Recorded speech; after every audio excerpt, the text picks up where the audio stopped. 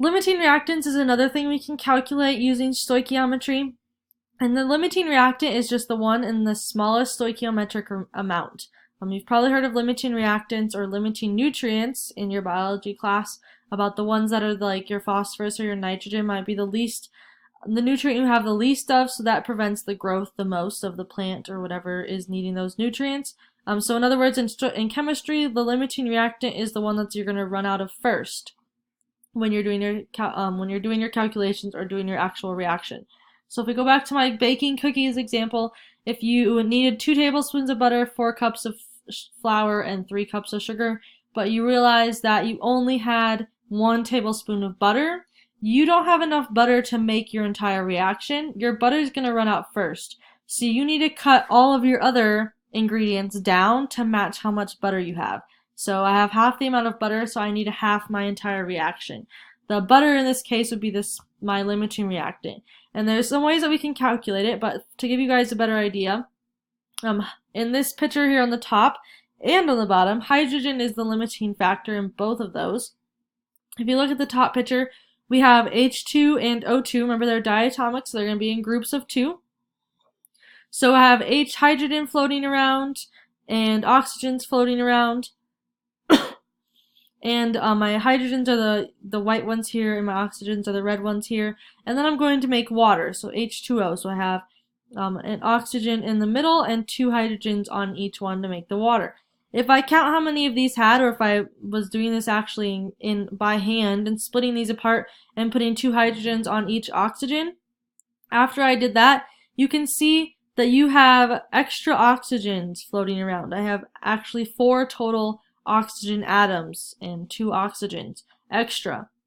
So in this case, hydrogen is the one that runs out first, so hydrogen is my limiting reactant. So if you look at this one here, we have nitrogen and hydrogen, and we want to make ammonia, so NH3.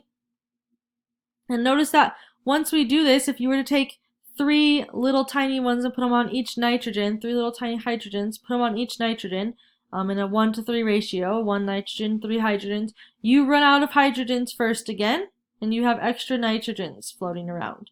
So that's how you can determine the limiting reactant if you were looking at it, or just to help you understand what limiting reactant even means.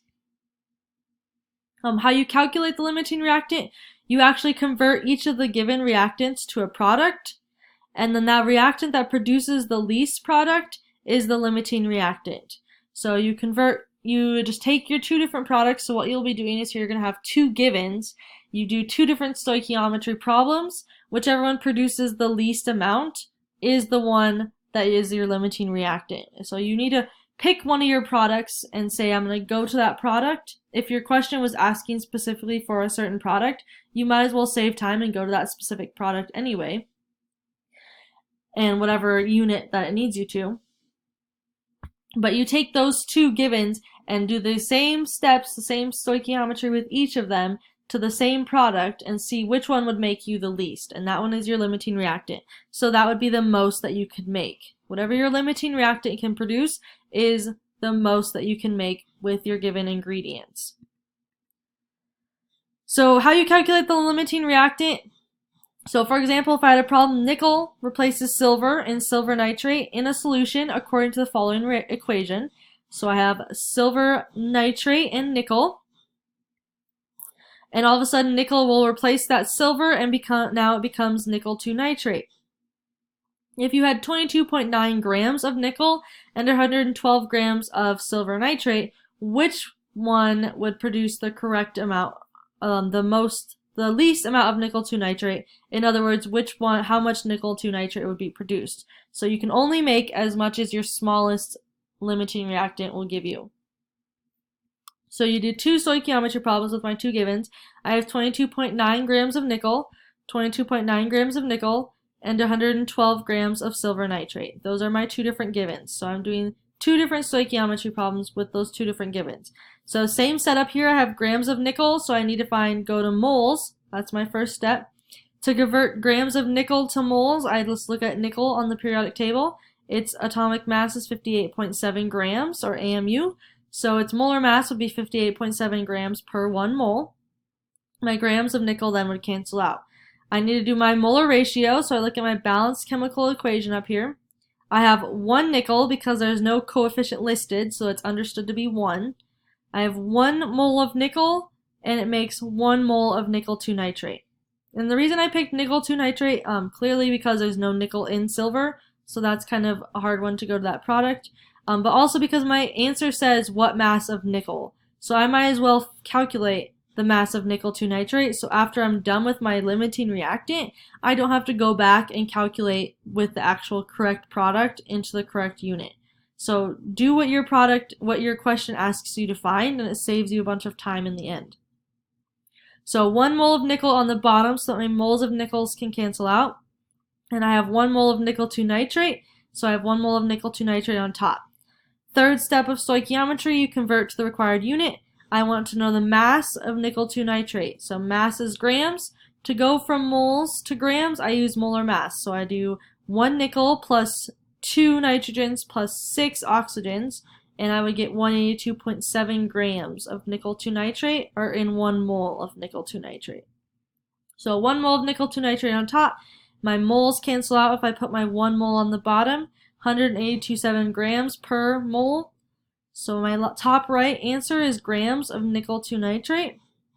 So I know that my answer is correct in the right units because it's grams of nickel 2 nitrate.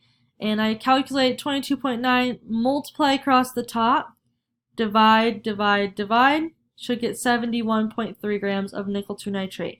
Make sure you practice doing that in your own calculator on your own to see if you're doing the calculations correct. Don't just take the word for it here and then not know if you did it correctly. So now I do the exact same thing, but instead of using nickel to start, I'm going to use my other given, 112 grams of silver nitrate. So I have 112 grams of silver nitrate.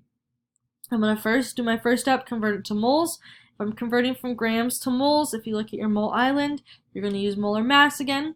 I can do that by adding up silver plus 1 nitrogen plus 3 oxygens, 169.9 grams per mole. My grams needs to go on the bottom so that my unit for grams can be canceled out, because remember, 2 divided by 2 is equal to 1.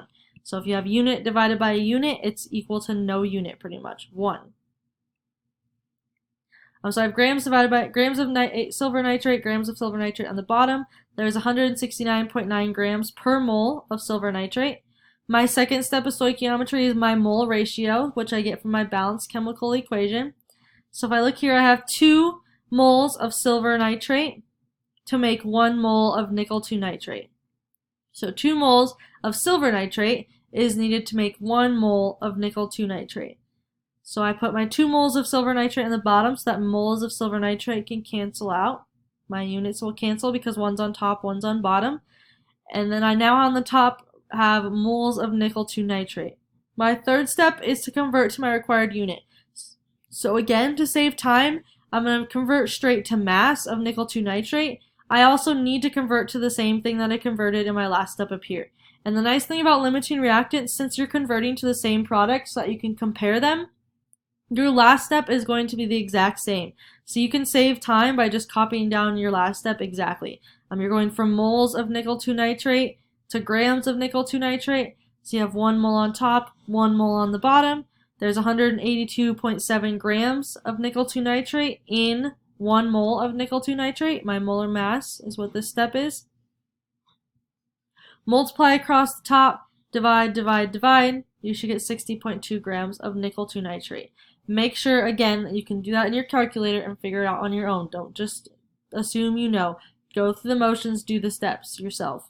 Make sure you can do it. It might even be a good idea to look away from the screen, try it on your own, and see if you can get the same answers without even looking at the steps here. See if you can figure it out on your own, or find another problem and do the same thing.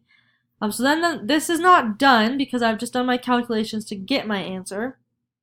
So if I had 22.9 grams of nickel, which I do, I could make 71.3 grams of nickel 2 nitrate. But I only have 112 grams of silver nitrate. Even though that's a much bigger number, I can only make 60.2 grams of nickel 2 nitrate. So my silver nitrate is going to be my limiting reactant.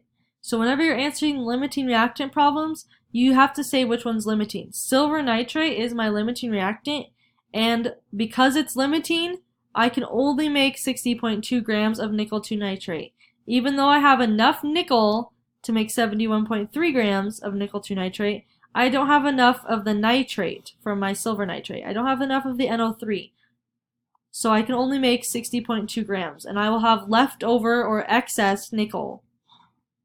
So I have 60.2 grams of nickel 2 nitrate. I'll have some leftover nickel as well, probably, when I do that, if I put the entire 22.9 grams of nickel into my reaction. So this is my answer here. This bottom one, you could box or circle that instead of writing this entire sentence. Otherwise, just get into the habit of saying which one's the limiting reactant, my one that produced the least amount. So I produced less here on the bottom than I did on the top. So AgNO3 then is my limiting reactant, and I can only make 60.2 grams of nickel 2 nitrate. So here's another one that you could do on your own if you wanted to practice another one. The video that you guys have on your own does have like some really good questions, test questions. Really encourage you go find that video and watch it when it's linked in the things.